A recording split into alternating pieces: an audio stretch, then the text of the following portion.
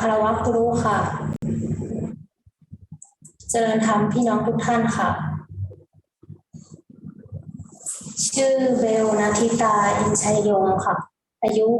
34ปีอาศัยอยู่กรุงเทพค่ะเป็นผู้พบคุ้นสวนป่านาบุญสองเป็นนักศึกษาวิชารามหลักสูตร7 ปีค่ะวันนี้จะมาส่งการบ้านค่ะจากที่ได้ฟังพี่ๆส่งการบ้านเมื่อวานนะคะเป็นเรื่องของความกลัวสัตว์อะไรอย่างเงี้ยค่ะหลังจากที่ฟังอะค่ะเมื่อวานหนูกลับบ้านไปก็ที่บ้านบอกว่างูเห็นงูเขียวกำลังจะเลื้อยเข้าบ้านค่ะตอนนั้นมันทำให้รู้สึกว่าแบบ โอ้พลังของความกลัวในใจเรานี่มันดึงดูดสิ่งที่เรากลัวให้เข้ามาหาเราขนาดนี้เลยเหรออะไรเงี้ยค่ะเพราะว่าระหว่างที่ฟังพี่ท่านส่งการบ้านเมื่อวานนะคะมันก็ทำให้รู้สึกว่าแบบนึกถึงตัวเองอะค่ะที่เราก็กลัวนะอะไรแบบเนี้ยหนูก็มีความรู้สึกว่าตอนนั้นอะมันก็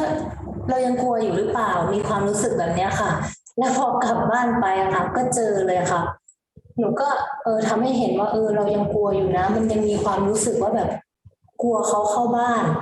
ถ้าเข้ามาหมาแมวล่ะถ้าเข้ามาแล้วจะอยู่ตรงไหนของบ้านมันแบบมันยังเห็นความกลัวระแวงหวั่นไหวในใจอะค่ะแล้วก็ทำให้หนูนึกถึงเมื่ออาทิตย์ที่แล้วอะค่ะตอนนั้นหนูเข้าห้องน้ำอยู่ค่ะแล้วก็ได้ยินเสียงจากนอกห้องน้ำร้องค่ะไอเราก็นั่งอยู่ในห้องน้ำต้องมีอะไรแหละแต่ตอนนั้นมันก็ไม่ได้รู้สึกอะไรนะคะก็แค่แบบก็ได้ยินสักพักเสียงนั้นก็เงียบไปค่ะหนูก็ยังอยู่ในห้องน้ำสักพักมีน้อง2 คนมายืนคุยกันหน้าห้องน้ำค่ะแล้วเขาก็คุยกันมันอยู่ตรงไหนอ่ะมันอยู่ตรงไหนอ่ะอยู่ตรงนี้พี่ตัวเท่าแขนเลยเอาหนูก็เริ่มแล้วค่ะจากตอนแรกหนูก็ว่าหนูไม่กลัวนะหนูก็นั่งอยู่ในห้องน้ำหนูก็นั่งฟังเขาคุยกันหนูก็ไม่ได้อยู่กับตัวเองนะคะหนูก็ไปฟังอยู่ตรงนั้นอยู่ตรงนี้ตัวเท่าแขนพี่เห็นตามันแล้วเห็นตามันแล้วอะไรอย่างเงี้ยค่ะหนูก็เอาละหนูเริ่มแบบเริ่มไม่มีสติแล้วค่ะเอาละไปเหมือนกับจิตใจเราไปจับจ้องอยู่กับคำพูดที่เขาพูดหนูก็สักพักหนึ่งค่ะพี่มันจะวิ่งแล้วมันจะวิ่งแล้วมันจะวิ่งแล้วหนูก็จินตนาการเฮ้ยแล้วมันจะวิ่งเข้ามาหาเราหรือเปล่าว่าเรานั่งอยู่ในห้องน้ำอะไรอย่างเงี้ยค่ะแล้วหนูก็ไปเลยค่ะหนูก็ร้องแบบร้องแล้วก็กระโดดยืนขึ้นบนชักโครกค่ะมารับหน่อยมารับหน่อยไม่กล้าแม้กระทั่งจะเปิดประตูห้องน้ำเดินออกไปเองอะไรเงี้ยค่ะแล้วแบบโวยวายเรียกน้องเสียงดังมารับหน่อยมารับหน่อยกลัวหนูก็เลยแบบเออเห็นแบบพอฟังพี่เขาส่งกันบ้านก็ทำให้หนูนึกถึงตัวเองอะค่ะว่าแบบเราก็มีความกลัวตรงนี้นะอะไรอย่างเงี้ยเราก็ยังกลัวอยู่นะแล้วทุกวันเนี้ยค่ะอย่างวันนี้หนูก็ยังเป็นอยู่ค่ะจะเข้าห้องน้ำหนูปกติมันก็เดินเข้าห้องน้ำเป็นปกติไอ้นี่มันไม่ได้เป็นเฉพาะชั้นนั้นนะคะมันเป็นทุกชั้นค่ะจากตอนแรกที่แบบเขาตอนที่หนูเข้าหนูเข้าชั้น 3หลังจากนั้นพอหนูรู้ว่าเขาอยู่ชั้น 3หนูก็ลงมาเข้าชั้น 2แต่หนูลงมาเข้าชั้น 2ทุกครั้งหนูเปิดประตูหนูก็จะชะเง้อมองก่อนค่ะมองซ้ายมองขวามองหลังประตูคือมองทุกอย่างทั้งที่หนูไม่ได้เห็นนะคะไม่ได้เห็นตุ๊กแกไม่ได้เห็นตุ๊กแกอย่างที่เขาพูดหนูฟังที่เขาพูดฟังเขาพูดว่าตามันแป๋วเลยนะตามันกลมตัวเท่าแขนตัวอ้วนบางคนก็มาคุยกันต่อว่าเดี๋ยวมันจะกระโดดกัดนู่นนี่นั่นอะไรถ้ามันกัดแล้วนะต้องกินน้ำ7 โอ่งนะหนูก็เลยแบบเห็นตัวเองว่าแบบขนาดเราไม่ได้เห็นกับตานะนี่เราแค่ได้ยินเขาคุยกันนะ หนูยังเป็นได้ขนาดนี้เลยอ่ะขาดสติได้ขนาดนี้เลยอ่ะมันแบบกลัวค่ะมันเป็นความกลัวที่อยู่ในใจมันก็ก็ตอนนั้นมันก็รู้สึกนะคะว่าแบบนึกถึงคำพูดผู้ใหญ่ท่านหนึ่งท่านพูดว่าเราเนี่ยตอนไปภูผาค่ะท่านบอกว่าเราเนี่ยเรากลัวอะไรกันแล้วเราเสียงดังนะอย่างนี้นะอย่างนี้นะหนูก็นึกถึงคำพูดท่านนะคะอ้าวแล้วอย่างนี้เวลาหนูกลัวหนูต้องทำยังไงเราควรจะทำยังไงหนูก็นึกถึงว่าแบบทำไมบางคนเขากลัวแล้วเขาถึงไม่ร้อง ทำไมเขาถึงไม่โวยวายแบบเราอะไรเงี้ยค่ะหนูก็หนูหนูก็มีความคิดแบบนี้นะคะอุ้ยแต่มันก็มันก็ยังมันก็ยังกลัวอยู่ค่ะแต่ก็อยากจะมาแบ่งปันนะคะว่าตอนที่พูดถึงเรื่องงูอะค่ะมันเป็นความจำอะค่ะมันเป็นความจำที่อยู่ในความคิดอย่างหนูย้ายบ้านช่วงต้นปีใช่ไหมคะแล้วทางอะมันจะเป็นทางที่แบบเหมือนทางเล็กๆเหมือนเป็นร่องสวนเก่าอะค่ะที่จะเดินเข้าบ้านตอนนั้นหนูกำลังจะออกไปรับแม่แล้วมันดึกแล้วมันมืดหนูก็ระหว่างที่จะเอารถออกใช่ไหมคะขี่มอเตอร์ไซค์มันก็แบบเห็นเหมือนแบบเฮ้ยหัวอะไรมันพาดอยู่ตรงทางอะไรอย่างเงี้ยค่ะมองจ้องอยู่ตั้งนานแล้วหนูก็ไม่กล้าออกไปนะคะหนูก็รู้สึกแบบเฮ้ยหัวงูนี่หว่า ทุกวันนี้ค่ะเวลาออกไปเวลานั้นหรือตอนกลางคืนหรือแม้แต่ตอนกลางวันอะไรก็แล้วแต่มันมีความจำตรงนั้นนะคะแล้วความจำตรงนั้นน่ะมันทำให้หนูกลัวหนูก็ตอนนั้นหนูก็พยายามคิดนะคะว่าแบบเอ้ยคิดว่าแบบเราทำไมเราต้องกลัวเขามันรู้สึกว่าแบบมันขยะแขยงนะคะตอนนั้นมันรู้สึกเฮ้ยมันขยะแขยงมันกลัวมันมันมันคิดวิถีทางที่แบบเฮ้ยอยากให้เขาไปอยู่ที่อื่นอยากให้เขาไปอยู่ไกลๆแต่ตอนนั้นมันก็รู้สึกว่าแบบมีความคิดว่าแบบทำไม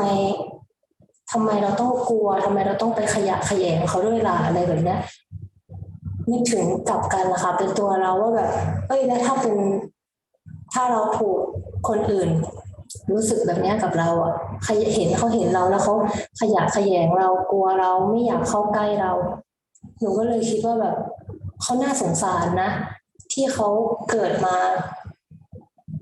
เป็นสัตว์เดรัจฉานนะเขาเกิดมาแบบนั้นถ้าเขาเลือกได้เขาคงจะไม่เกิดมาเป็นงูหรอกถ้าเขาเลือกได้เขาคงไม่เกิดมาเป็นสัตว์ที่มันน่ารังเกียจแบบนั้นหรอก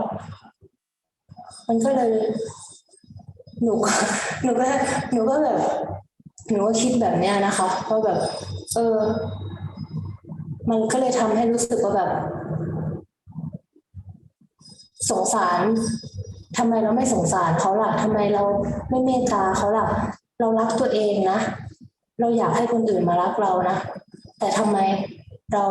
เราเราเราไม่รักและเราแบบไม่เมตตาสัตว์อื่นได้อะไรอย่างเงี้ยมันก็อาจจะเป็นแค่ความคิดนะคะแต่ว่ามันมันมันก็ยังยังกลัวอยู่ค่ะคือถ้าถามว่ากลัวอะไรจะบอกว่า กลัวทุกอย่างกลัวสัตว์ทุกอย่างเลยก็ว่าได้ค่ะถ้าอยู่คนเดียวอะแต่ตอนเนี้ย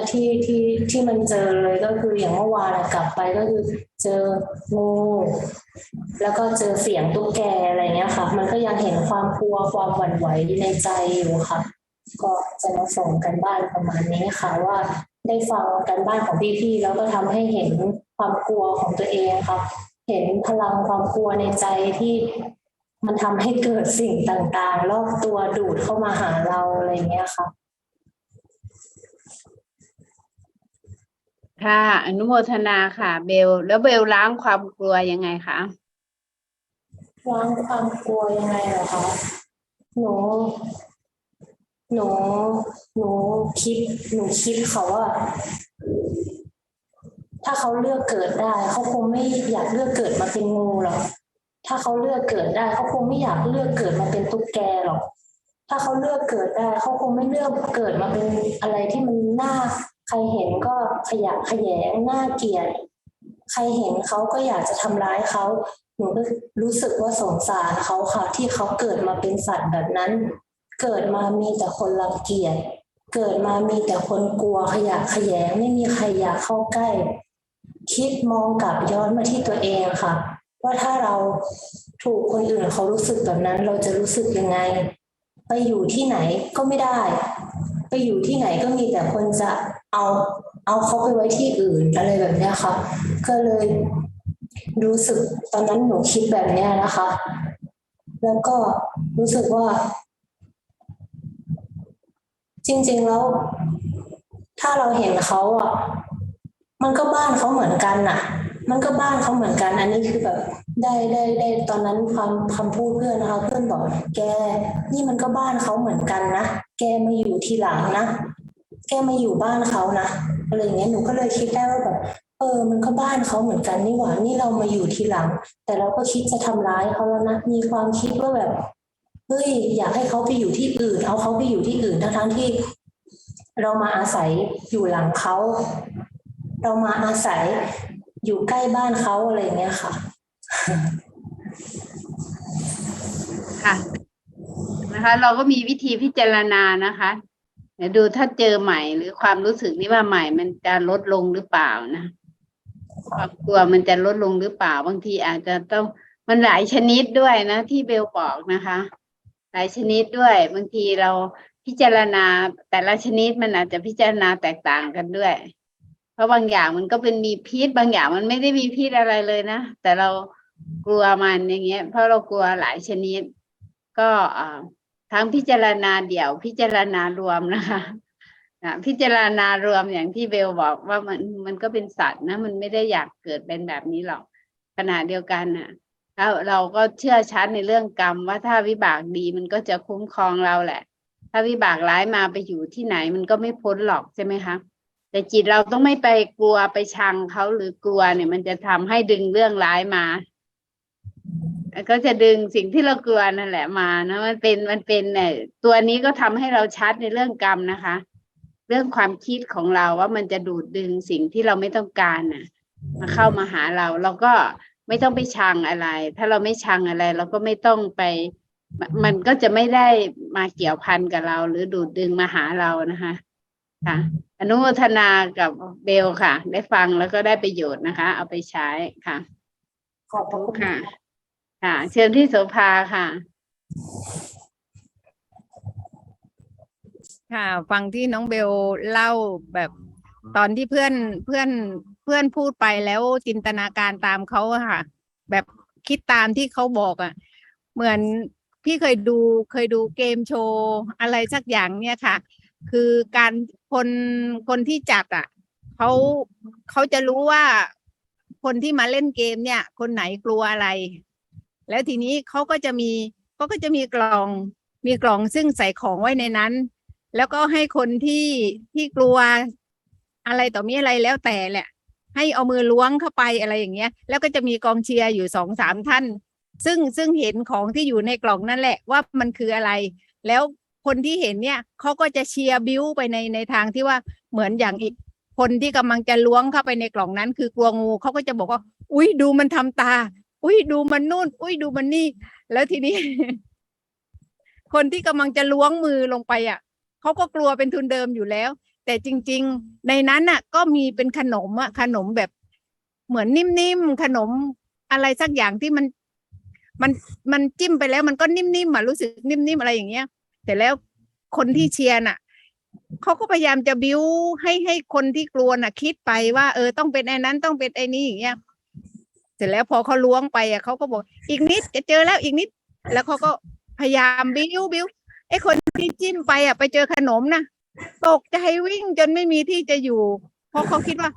อันนั้นคืองูที่เขากลัวเนี่ยค่ะแต่พอเปิดออกมาก็คือมันเป็นขนมแล้วโอ้โหมันเป็นไปได้แล้วคนเขากลัวจริงๆด้วยนะเขากลัวแบบวิ่งจะตกเวทีเลยก็มีความรู้สึกว่าคือใช่ถ้าเราจินตนาการตามเขาเนี่ยถ้าเราแรงเหนี่ยวน้ำมาแรงเหนี่ยวน้ำที่เพื่อนบอกเนี่ย อันนี้ก็น่าจะเป็นส่วนหนึ่งเหมือนกันที่ทำให้เรากลัวแล้วเราไม่ค่อยหลุดอ่ะ มันเหมือนมันมีความฝังใจแล้วมีแรง อย่างเพื่อนบอกอุ้ยงูตัวเบ้อเริ่มเลยอะไรเงี้ยแต่คนที่พูดอ่ะอาจจะไม่เห็นก็ได้เห็นแค่ว่านั่นมันเป็นงูนะ แต่จินตนาการของเขาอะที่เขามาบิ้วเราต่อเนี่ย มันน่าจะเป็น อันนี้เราก็น่าจะบางทีก็หลายๆคนที่ติดอยู่พี่เองก็ติดอยู่ในนั้นเหมือนกันบางทีก็เหมือนมีความรู้สึกว่า พอตั้งสติได้แล้ว มันก็ไม่น่ากลัวมันไม่เห็นอะไรที่น่ากลัวเมื่อเร็วๆเนี้ยได้ถ่ายอย่างที่บอกว่าถ่ายลูกงูที่อยู่ที่ต้นไม้อ่ะ แล้วส่งไปให้ลูกดูลูกบอกว่า เป็นอะไรไปแล้วป้าโส ลูกบอกเป็นอะไรป้าโสบอกว่า เนี่ย งูมันสวยดีนะ มันอยู่ที่ต้นมันอยู่ที่ต้นไม้มันอยู่ที่ดอกไม้ลูกบอกป้าโส ไม่ใช่เวลาที่จะไปถ่ายวิดีโอนะป้าโส ก็บอกคือมันเหมือนบางครั้งมันถ้าเราตั้งสติได้เราอะไรได้เนี่ยเราก็มีความรู้สึกว่า มันไม่ใช่ที่เรากลัวอยู่เยอะๆอ่ะเราอาจจะหันมามองตรงนี้ก็ได้ว่าเรากลัวแล้วเราอาจจะมองลึกลงไปว่าเราไม่ได้ตั้งสติหรือเปล่า ที่เขาพูดมานะมันจริงเปล่าอะไรอย่างเงี้ยเราอาจจะต้องสู้ไปอีกนิดนึงตรงนั้นว่าไหนลองกล้าอีกนิดสิอะไรอีกนิดสิประมาณเนี้ยเหมือนคนที่กลัวผีว่าผีอยู่ตรงไหนขอดูหน่อยอะไรเนี้ย เราน่าจะไปให้ถึงตรงจุดนั้น มันจะได้ล้างความกลัวตรงจุดนี้ได้ เพราะว่าตัวเองก็พยายามอยู่ก็เนี่ยเมื่อที่หลายวันนี้ก็มีความรู้สึกว่า เอาจริงๆมันก็ไม่ได้กลัวนะกับงูอ่ะแต่ว่ามัน